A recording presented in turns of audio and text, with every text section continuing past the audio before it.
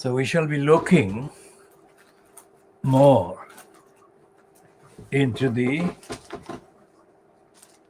ruling by the UK Supreme Court yesterday, Friday, the 26th of February 2021, the ruling against Shamima Begum. Now, there was a child at the time aged 11 called Nasima Begum. And Nasima Begum was a child who was betrayed by the London Ambulance Service in 1994. And I only came to know about this after the sad loss of the child's life. And I came to know about this, first of all, by reading the local London so-called Evening Standard. And then a little later, I was met by her father, the late Mr. Eklasur Rahman, and they lived in the Barner estate, and their flat is very near the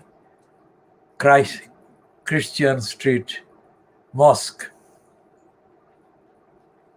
And I knew her father, but not closely, just by general acquaintance in the community. And what happened with the death of Nasima Begum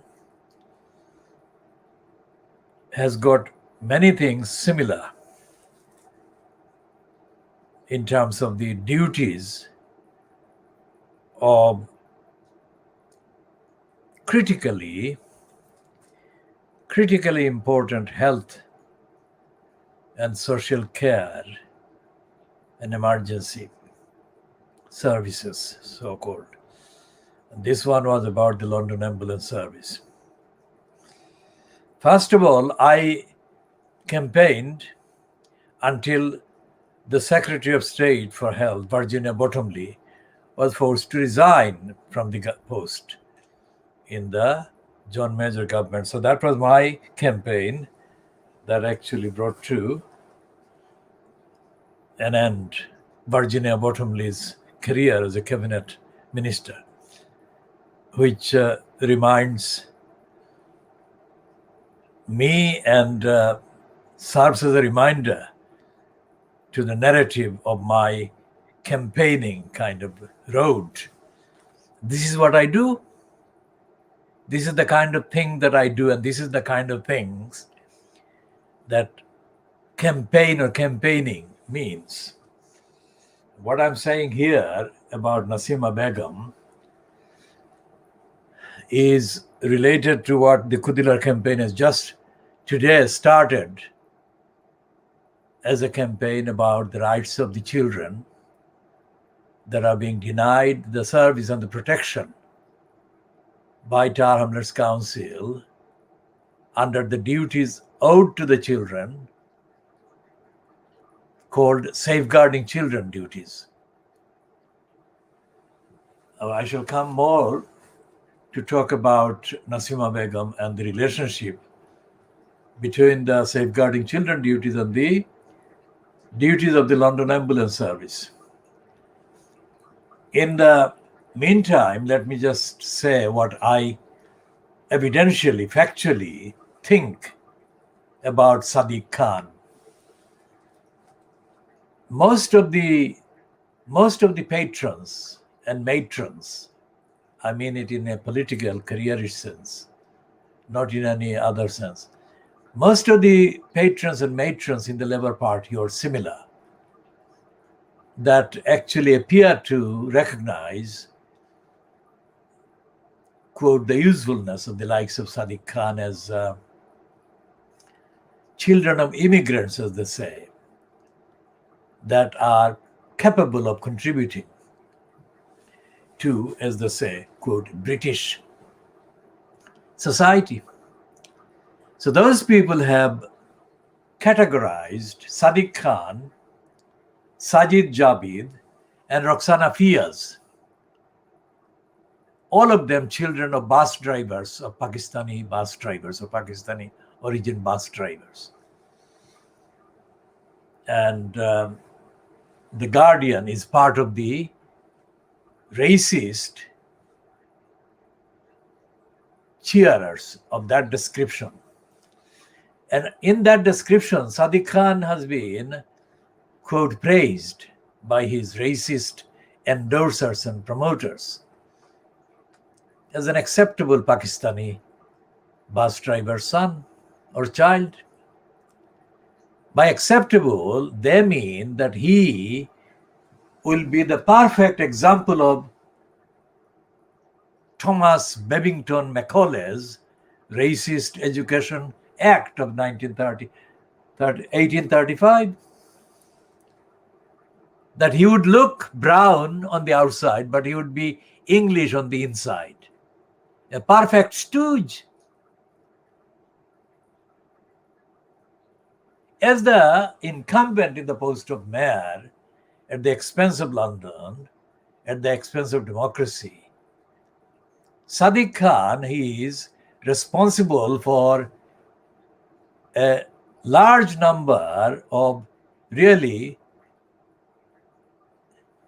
sick, mentally sick, ill, unwell drivers at the wheels on buses, too many buses in London. It's dangerous. Not even one such driver should be at the wheels.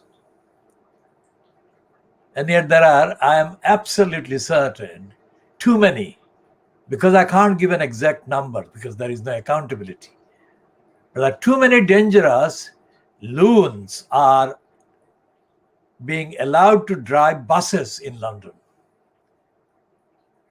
And we shall come into a special dedicated series of diagnostic evidential reports on the London transport mess. And we shall be doing that to save lives, literally save lives, and to put in context the negligence and the failures of the self-servers, not everyone, but self-servers doing the Black Lives Matter thing now. Because there is an absolutely undeniable frequency, occurrence every day of physical, verbal attacks by drivers on passengers. Think about that. Because if you are a user of buses in London, you will see there is a whole lot of announcements and headlines, including one about the assault on staff, assault on bus drivers. There is no board or there is no kind of box acknowledging that assaults on passengers by bus drivers take place. Think about that. And Sadiq Khan, who is a mental midget and a moral zero,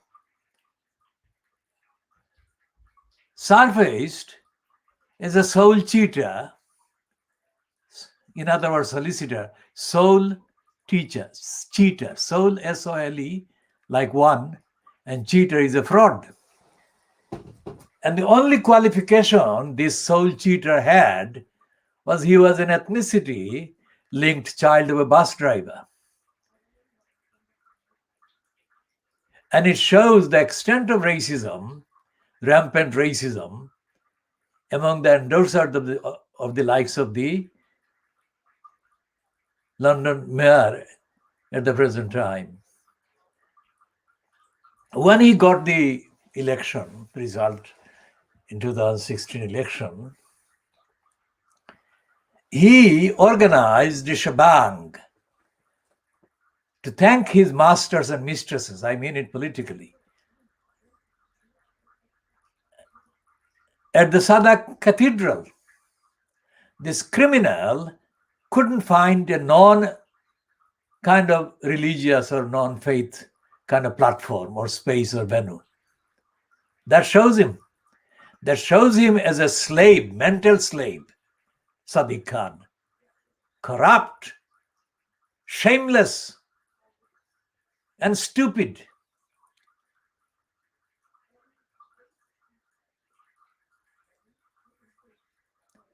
There is a new assault on the environment by Sadiq Khan, which is the Silvertown Tunnel. We shall come into discussing the disastrous London environment in due course, because it deserves a long and dedicated fact-based report and series. But the fact that Sadiq Khan is being kind of adamant in pushing for the Silvertown Tunnel speaks for itself. One of the things that the scientific kind of inquirers into the various lockdown measures have found,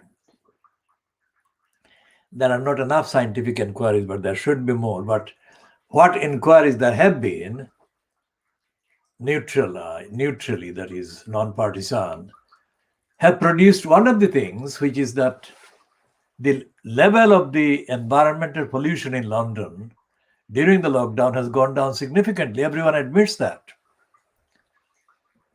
This was not something that was planned, that could have been planned, could it?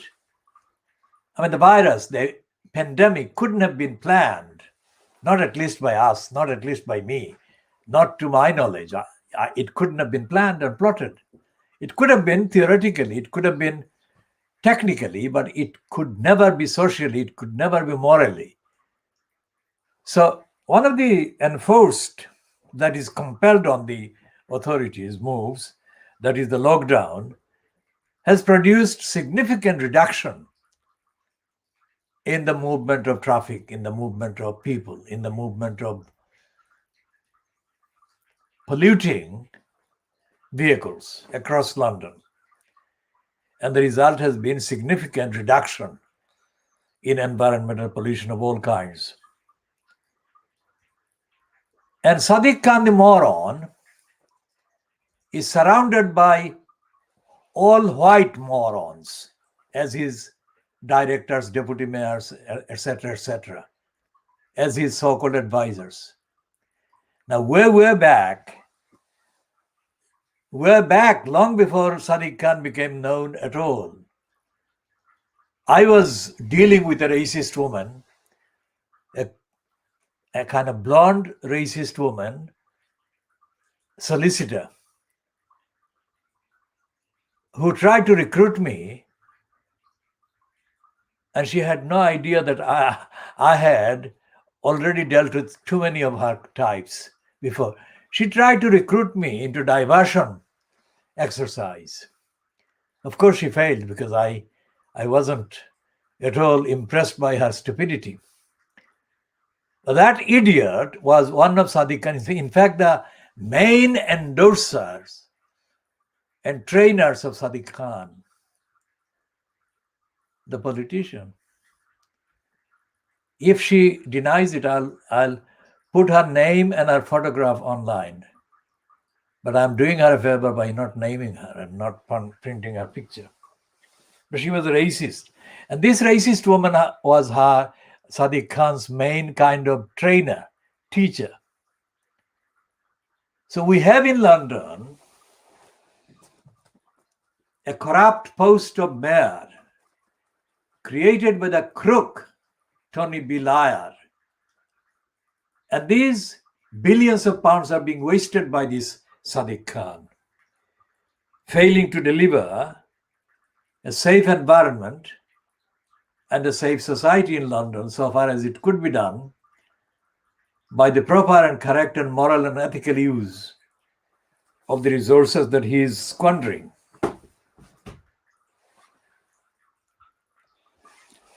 Sadiq Khan and Andrew Lansley, the health secretary under David Cameron have got one thing in common.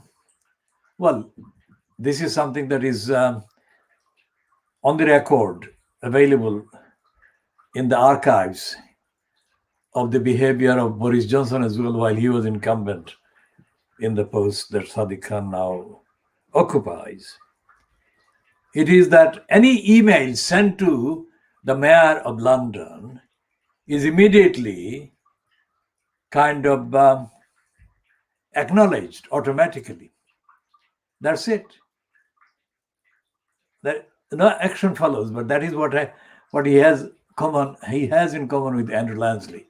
Now, Lansley was one of the worst criminals in post as cabinet minister who did most damage to the idea of the National Health Service. And as the latest incumbent in the post of Health Secretary, Matt Hancock has got an obscene name or obscene version of his name which cannot be repeated on air, but or in a broadcast. But you can imagine. You use your imagination.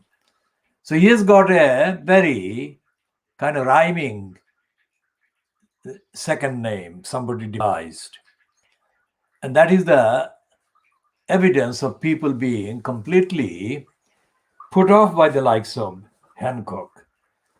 Hancock has confessed recently that he has broken the law and he will break the law in the future if necessary. Imagine that. Just take a pause there. The idea, the phrase of due process. The British patriots, or patriotic British, once claimed that this is one of the contributions to civilized order by the British thinkers and British jurisprudents and British jurors. Whether or not it is true or not doesn't matter. The fact is, the phrase due process is now universally accepted as one of the languages used by international communities. And it's a positive attribution. It's a positive phrase. Due process means, in short, compliance with the law. And it also assumes, the secondary assumption in that whole package is that the law is supposed to be itself acceptable.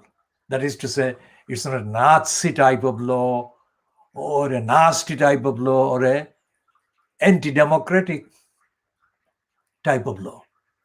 That the law itself is acceptable or is in place after being enacted by the legislators concerned following the due process and the universal requirements and all the rest of it. So it's like an extension of the analysis that I have made about Islamic injunctions. That is to say, the punishment for theft in Islam is cutting off the hand. But I don't accept that is the actual interpretation. The actual interpretation of that punishment is that there is in existence in society all the provisions that safeguard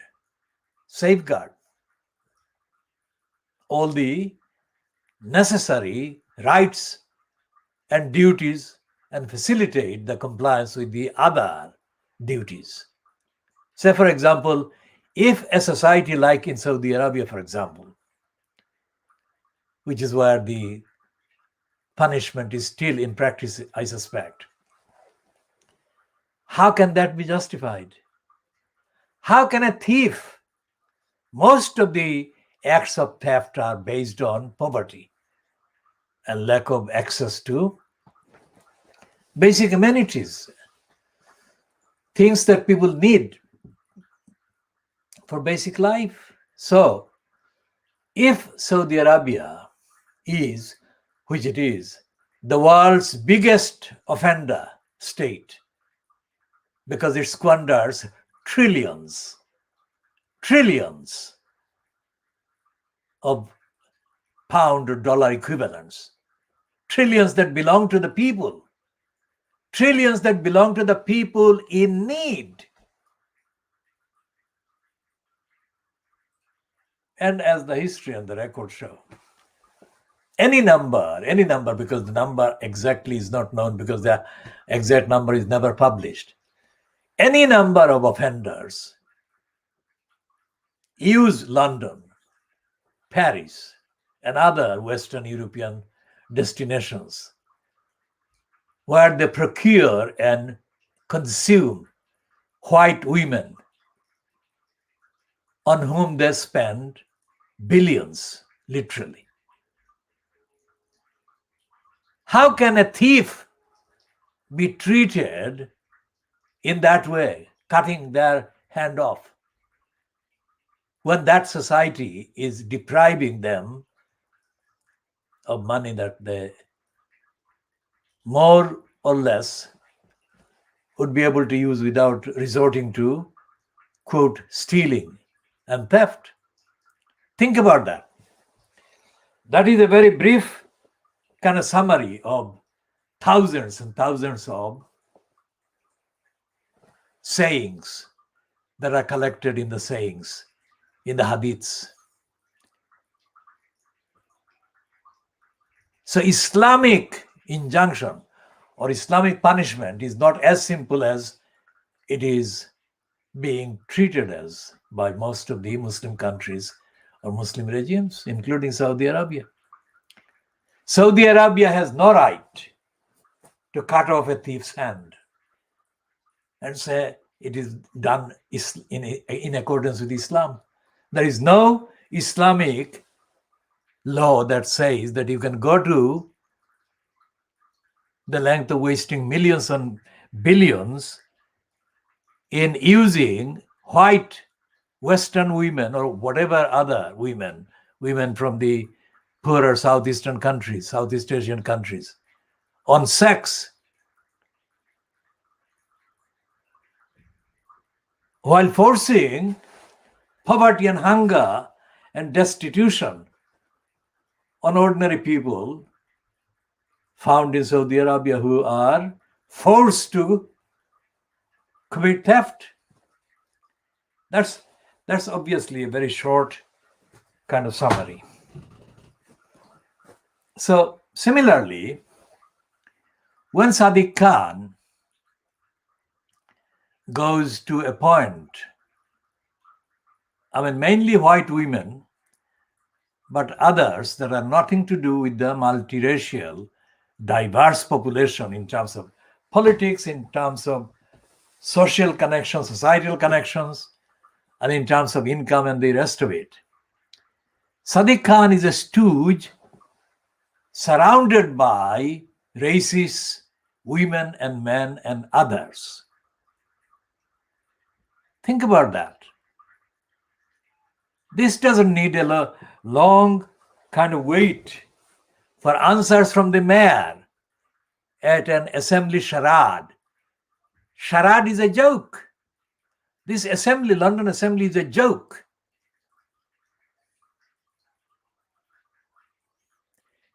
And Sadiq Khan is a stooge. Now, this is absolutely disgraceful, but it is the alternative, the answer that the Tories are offering is dreadful and shocking and scary. Because Sean Bailey, who is the Tories' alleged challenger to Sadiq Khan,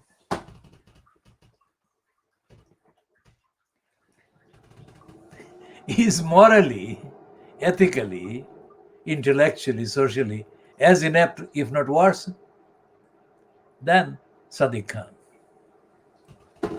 So we, the people in London, are stuck with series of bananas and worse,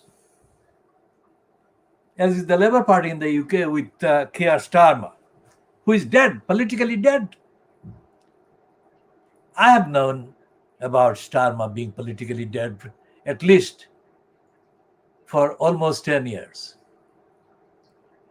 And when initially Keir Starmer was paraded on the public kind of platforms or accounts as having been a campaigning, quote, barrister with a conscience, I could not accept it because, for a start, quite apart from the fact that on the facts, he was not one, but the idea that a practicing licensed lawyer, that is either a barrister or a solicitor or a legal executive, could also be a person with conscience.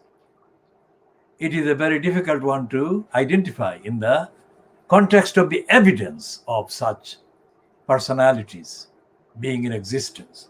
So when Keir Starmer was profiled in the legal journals, in the legal kind of platforms as one of the good ones, if you like, in terms of society, I checked on him and I found that he was a liar, especially on the main case that he used to deploy his personality and parade his kind of persona as a caring one, the McDonald's, the two campaigners that were taken to court for defamation by the McDonald's, because these two campaigners had claimed correctly that McDonald's had been selling unsafe, dangerous, sick-making food. And they were kind of not able to pay the hefty fees that licensed law traders demand. And especially if you go to a libel case, which is made even more expensive by the fact that it is only possible to file a defamation action in the Queen's Bench division of the High Court.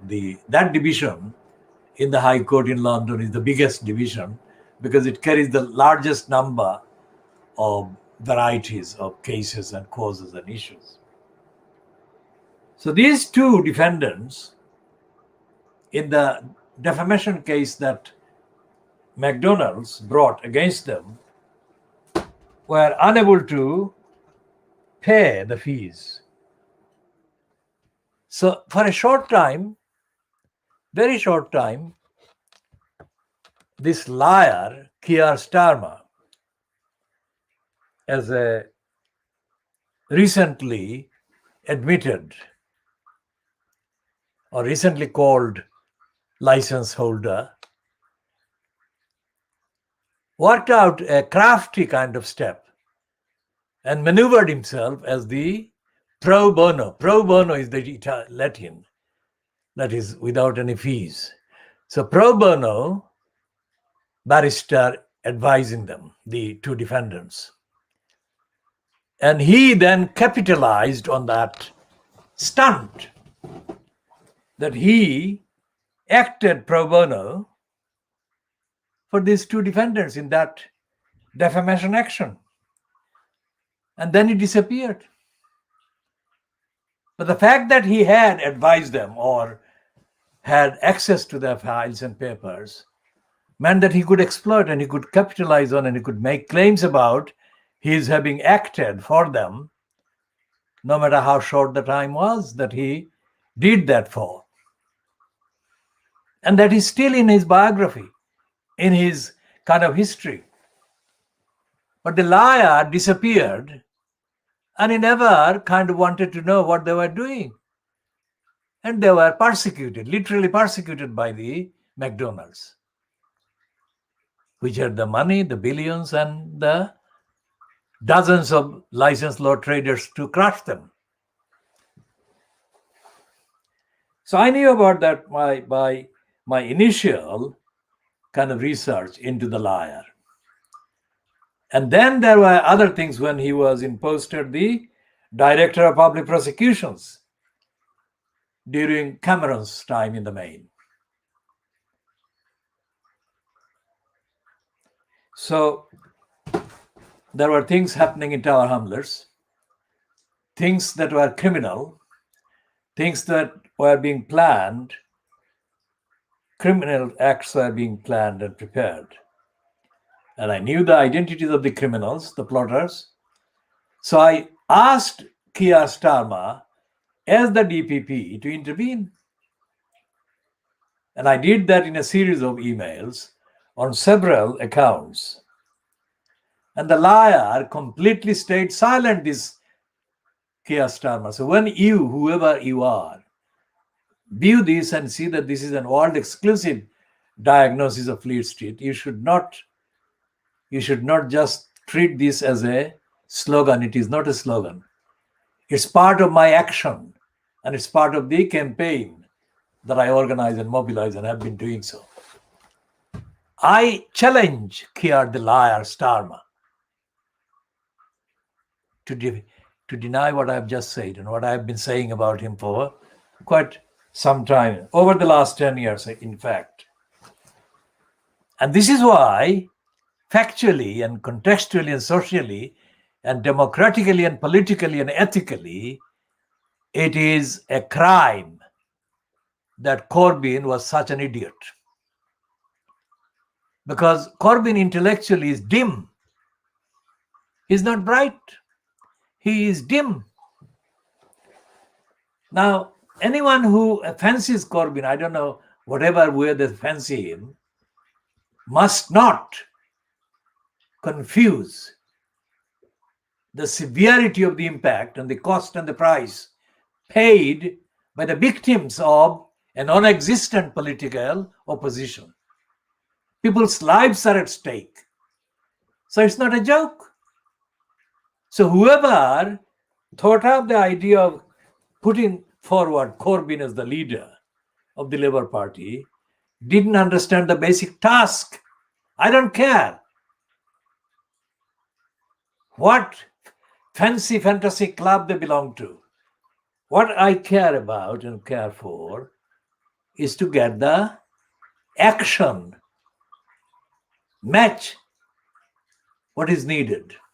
And the action that is needed at every stage, if you look at the 5 years of Corbyn, was missing. The action was missing. For a start, Corbyn messed up Brexit. He lied this way, he lied that way, he lied every which way, and he completely became invisible in terms of political contraction or political traction, political action, political engagement, political connection. As I have said many times, Corbyn was completely an idiot because every time he came out of his house, there were anything from 6 or 7 television crew or more waiting for him. That's par for the course, because if you are in post as the leader of the opposition in the UK, you can expect any number of journalists waiting for you to answer anything that is in the kind of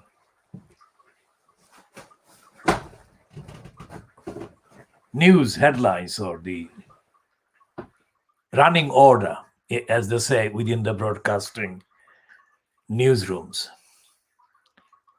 So they would put the camera or the microphone in front of him as he came out. And the standard routine that Corbyn did was to look at them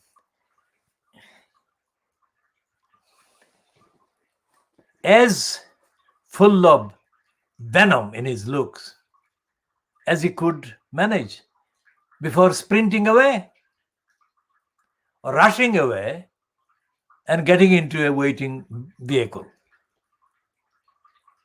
The stupidest exercise ever seen in Britain. Even Michael Foot, whom I observed very closely during his early years in post as leader, didn't do that. And of course, the windbag, Neil Kinnock, didn't do that either. Now, in my view, Michael Foot was dubious.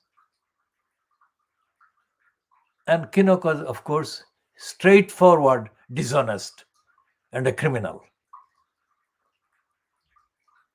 But neither of them was as stupid as Jeremy Corbyn. If somebody kind of explains about Corbyn that he actually is deeply passionate about the Palestinians or the animals or the green, whatever, they may be right, he may be deeply committed. But I'm not talking about the depth of his commitment. I am talking about the depth of his stupidity in playing the active advocacy, engaging role of the leader of the opposition.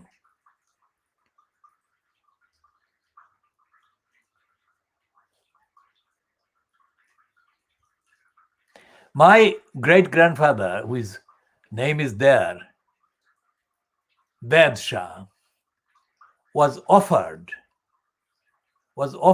every single day that people came to visit our house or his house for his advice and his blessings.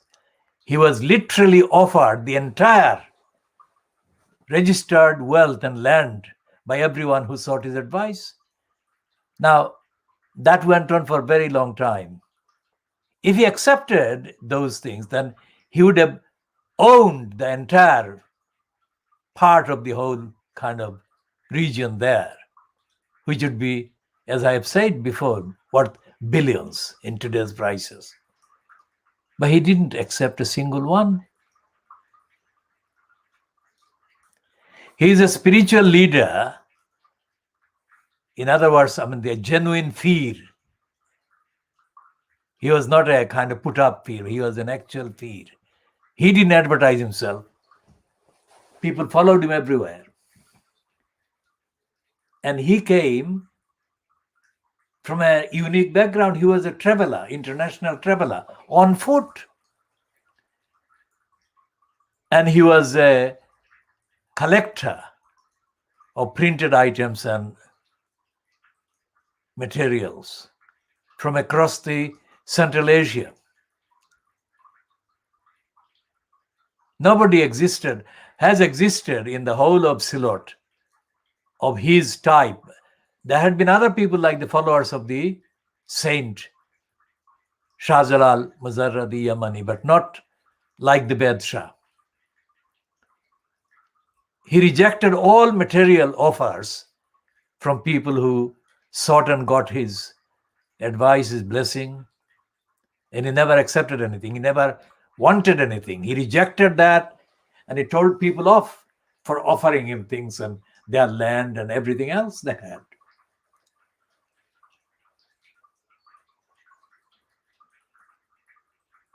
But he was not a political leader, and he was not in a political position. I don't know what he would have done if he were in a political position. But there are two things that all the things that he did were absolutely priceless, literally priceless. Nobody could buy his advice. But that does not mean that he would have been, or he was, the official holder of a political position. And so with Corbyn, he may have passions, but that is not at issue. What is at issue is what he did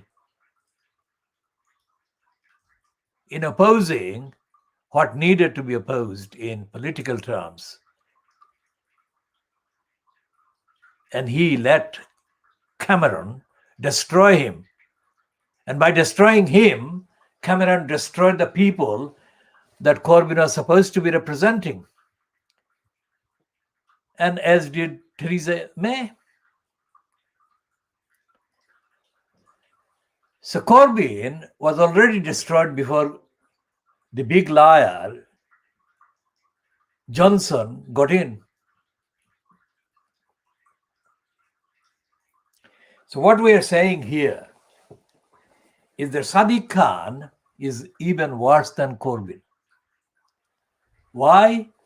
because the Conservatives haven't got a credible chance this time to win the election for mayor at the expense of London.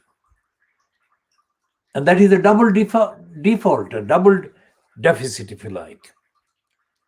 Because the incumbent is as bad as could be.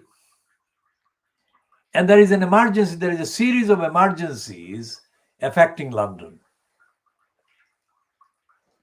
When he got picked up by Gordon Brown as a kind of junior minister, the first task that Sadiq Khan did was to denounce the Muslim community as having a chip on their shoulders. That's the worst insult racists make against people victims of racism. And Sadiq Khan has been proven a liar ever since. And there is nothing, no sign of any so-called Muslim community kind of group holding him to account for any of that. And it is impossible to substantiate the claim, if anyone makes such a claim, that the woman, the first woman elected as, quote, leader of the Muslim Council of Britain, is going to deliver anything different. Absolutely not. And so Sadiq Khan and this female leader of the Muslim Council of Britain will be like Roxana Fias. Roxana Fias was hailed by the racists in Fleet Street as being the first Muslim woman kind of mayor in Western Europe or something like that. Now, how do you justify a practiced liar as being any kind of symbol of anything dignified?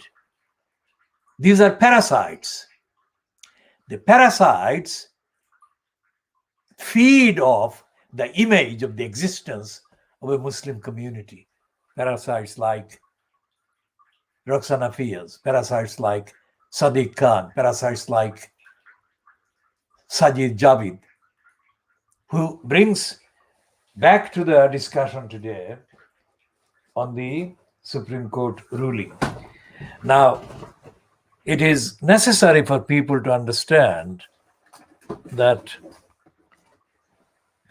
I mean, anyone who is new to this program, that when we refer to the Supreme Court, for example, let's go a bit into this.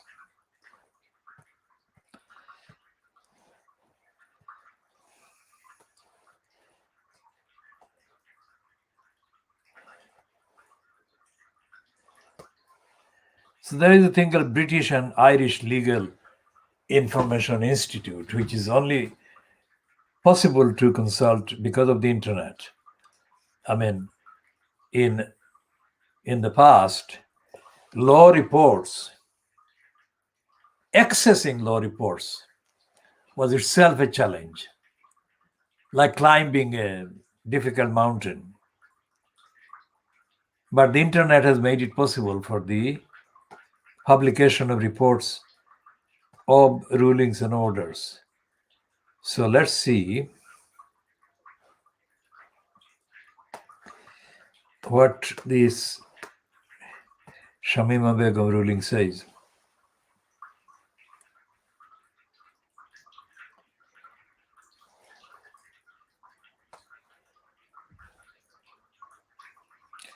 Well, that particular one is not available yet, but I'll check again.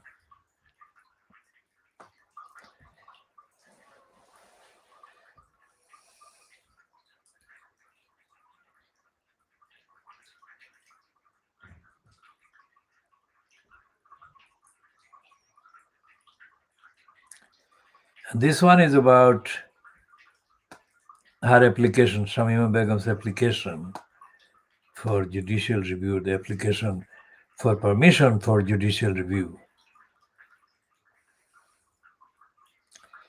And in that, at item 7 or column or paragraph 7, it says there are 5 steps in the claimant's argument.